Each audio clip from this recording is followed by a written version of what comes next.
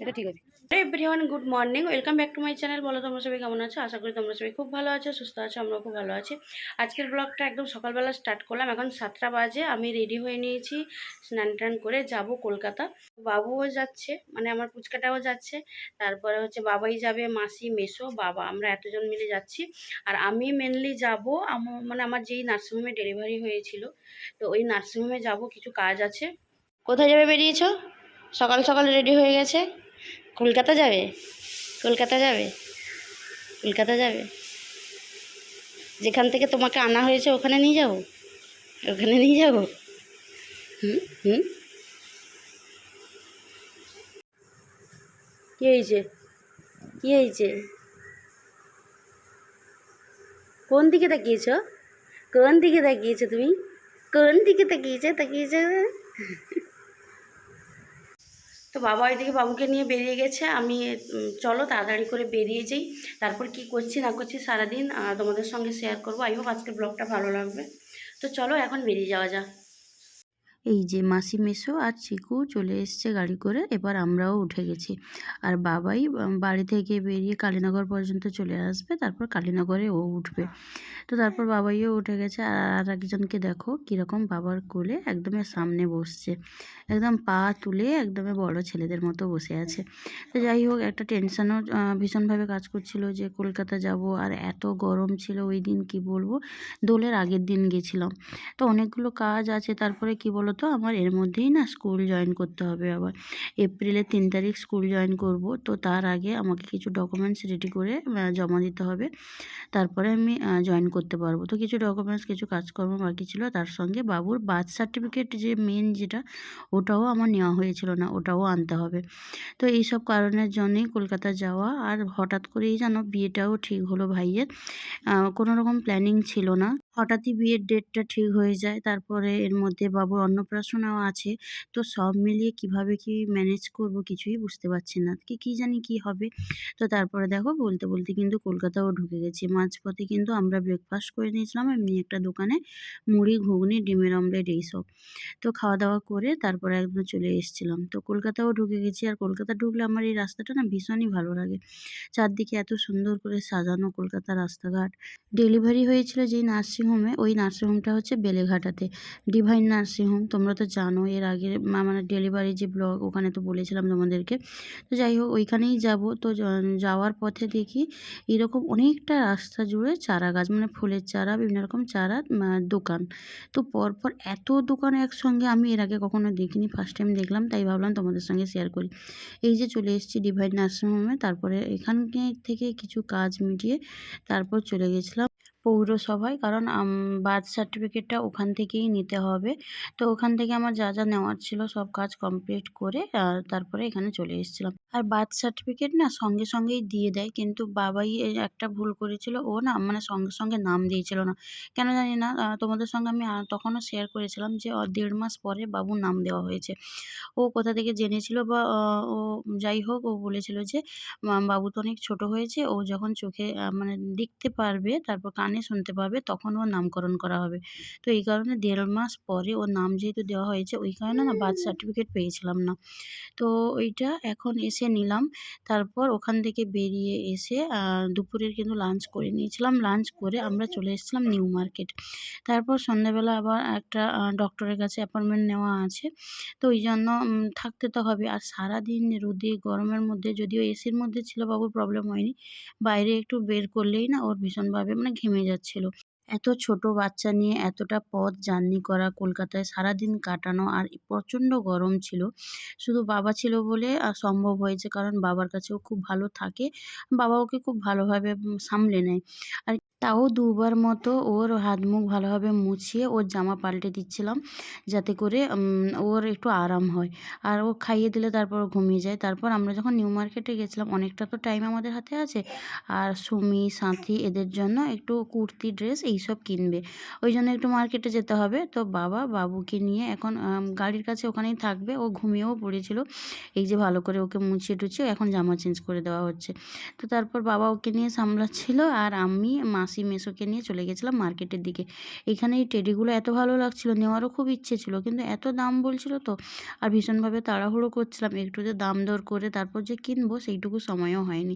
কিন্তু আমার খুব নেওয়ার ইচ্ছে ছিল, নেওয়া হয়নি। পরের বার যখন যাব তখন পাক্কা আনবো ভেবেছি। তো যাই হোক, তারপরে চলে গেছিলাম কুর্তি, মেনলি ওর 2 বোনের জন্য কুর্তি নেওয়া হবে বলে, আর অনেকগুলো কুর্তি একসঙ্গে নেওয়া হবে, ওই জন্য না ভীষণভাবে তাড়াহুড়ো করছিলাম। আর একটা টাইমেরও ব্যাপার আছে। আর আমরা যখন নিউ মার্কেট গেছিলাম তখন তোমার ওই 3:30 মতো বাজে। তো 4:30 কি 5টা পর্যন্ত আমাদের হাতে টাইম আছে। 5:30টার সময় ডক্টরের কাছে অ্যাপয়েন্টমেন্ট নেওয়া আছে। তো এই যে কুর্তিটাও বেশ ভালো লাগছিলো। তারপর ওদের জন্য বেশ কয়েকটা কুর্তি নেওয়া হয়েছে। আর নিউ মার্কেটে কিন্তু ড্রেসগুলো বেশ ভালোই রাখে। আর কোয়ালিটি যে খুব খারাপ তা না, ভালো কোয়ালিটিরও আছে। তো দেখে একটু কিনতে হয় বার্গেনিং করে। তো তারপরে আমার চোখে পড়েছিল ফার্স্ট ক্রাই শপিং মল, দিতেই ঢুকে গেছিলাম বাবুর জন্য ড্রেস নিব বলে। গিয়ে দেখি, মানে এই ফার্স্ট টাইম গেছি ফার্স্ট ক্রাইতে, এর আগে আমি কোনো দিন যাইনি, কারণ এত ছোটো বাচ্চার ড্রেস তো আনতে যাইনি সেভাবে। আনলেও সেটা কাঁথি থেকে নিয়েছি, বাইরে কোথাও গিয়ে এইভাবে শপিং মল থেকে নেওয়া হয়নি। তো যাই হোক, গিয়ে দেখি এত দাম ড্রেসের, বাপরে! মানে এত দাম যে হয় বাচ্চাদের এরকম ড্রেসগুলোর, আমার ঠিক জানা ছিল। আবার মেয়েদের ড্রেস হয় আলাদা ব্যাপার, ছেলেদের শার্ট, মানে এমনি টি শার্ট এইসব। তো যাই হোক, এখান থেকে 2টো গেঞ্জি নিয়েছিলাম, গরমের মধ্যে পরবে বলে, ভীষণই পছন্দ হয়েছিল আমার। আর সত্যি বলতে কি, দাম যেমন ঠিকই, তেমনি জিনিসগুলোর কোয়ালিটি, তারপরে হচ্ছে দেখতে এত ভ্যারাইটি ছিল কি বলবো। তো এখান থেকে আমার 2টো পছন্দ হয়েছিল, নিয়ে নিয়েছিলাম। তারপর ভাবলাম না, 2টো নিয়ে যাই, পরে আবার তখন নাহলে নেওয়া যাবে। আরও অনলাইনে তো নেওয়া যেতেই পারে ফার্স্ট ক্রাই অ্যাপস থেকে। তো যাই হোক, এখান থেকে নিয়েছিলাম 2টো টি শার্ট, ভীষণই সুন্দর দেখতে। এই যে আমার হাতে দেখছো না, এই হোয়াইট আর রেড, 2টো কালারে। তো 2টো একসঙ্গেই ছিল। আর 2টো দাম কত নিয়ে নিয়েছে জানো? 2টো আমি ওই টি শার্টই নিয়েছি, আর অন্য কিছু নিইনি। প্যান্টগুলোও দেখছিলাম, কিন্তু ওকে না খুব অল্প টাইম প্যান্ট পরে, সবসময় প্যান্ট পরিয়ে রাখি না আমি। তো 2টো টি শার্ট নিয়েছিলাম, 805 টাকা নিয়েছে। এইটুকু বাচ্চার 2টো টি শার্ট নিয়েছে 805 টাকা দিয়ে। তো ভালো, দারুণ দারুণ এক্সপিরিয়েন্স হচ্ছে আস্তে আস্তে করে। বাবা আমাকে বলছিল, তুই আজ থেকে যা শুরু করেছিস, এরপরে মনে হয় তো তুই এমনি নর্মাল দোকানে জামা কাপড় তো পরাবিই না ছেলেকে। অ্যাকচুয়ালি কী বলো তো, বাবা মা তো তো আমাদের একটু ইচ্ছে তো করে বাচ্চাকে ভালোটা, যেটা পছন্দ যেটা হবে ওটা এনে দিই বা কিছু। এখন ছোট, তো ওর জন্য সব কিছু আনছি, সব কিছু ঠিক আছে, কিন্তু আমার এইরকম চিন্তাভাবনা আছে, ও যখন বড় হবে বুঝতে পারবে, খুব যে আহামরি কিছু ওকে পড়াবো বা যখন যেটা চাইবে দিয়ে দেবো, এই জিনিসটা করব না। আমি সবসময় যেন চেষ্টা করব যাতে যাতে মানুষের মতো মানুষ তৈরি করতে পারি। আর একটা ব্যাপার থাকে বাচ্চাদের উপরে, একটা এখন যেমন হয় না, পড়াশোনা ভীষণই কম্পিটিশান। এই ভালো রেজাল্ট করতে হবে, পুরো মানে বই এত থাকে বাচ্চাদের, ব্যাগ নিয়ে বই নিয়ে যেতে পারে না, এত ভারী। ওই চাপগুলো দেব না। ওর যা নিয়ে পড়তে ইচ্ছা হবে পড়বে, যা খুশি করবে। আমাদের ইচ্ছে হলো আমরা কোনো কিছু ওর উপরে চাপিয়ে দিলাম, ওর মনের অবস্থা বুঝলাম না, ওই ব্যাপারগুলো করব না। যাই হোক, ওকে নিয়ে তো অনেক স্বপ্ন আছে, অনেক চিন্তাভাবনা আছে, তবে ও আস্তে আস্তে করে বড় হোক। আর কি বলো তো, এখন এই ছোট আছে বেশ ভালো, এই সময়টা যদি ধরে রাখতে পারতাম খুবই ভালো হতো। কারণ এরপর ও বড় হবে, ওর একটা আলাদা জগৎ তৈরি হবে, ওর বন্ধু-বান্ধব, ওর ভালো লাগা, খারাপ লাগা সব কিছু তখন তৈরি হয়ে যাবে। তো আমি চাই যাতে এই সময়গুলো আমার কাছে আটকেই থাকুক। তো যাই হোক, ও ভালো থাকুক, এটাই সবথেকে বড় কাম্য।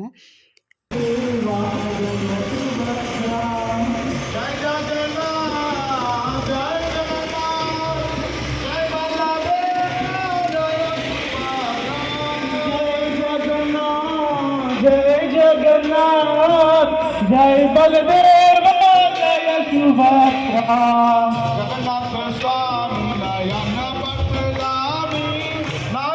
पथगामी पथगामी भाव तुम्हें जगन्नाथ स्वामी नयन पथगामी भाव तुम्हें जगन्नाथ स्वामी नयन पथगामी नयन पथगामी भाव तुम्हें कृष्णा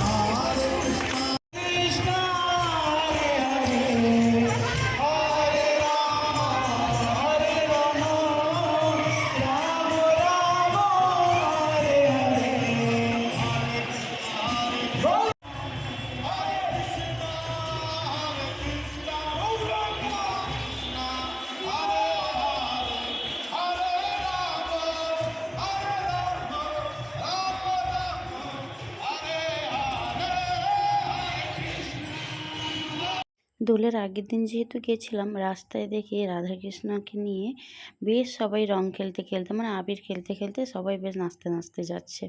বিষয়টা দেখে ভীষণই ভালো লাগছিল। আর বাবুও সেই টাইমে ঘুম থেকে উঠে গেছিলো, তো ওকে ওটাও দেখাচ্ছিলাম। বাবাই যে কয়েকদিন আগে অ্যাক্সিডেন্ট করেছিল, তো ওর হাতের অপারেশন হয়েছে মেডিকা হসপিটালে। তো ও ওখানে চলে গেছিলো, ওখান থেকে হয়ে আবার সন্ধ্যের দিকে এসে আমাদের সঙ্গে মিট করেছে।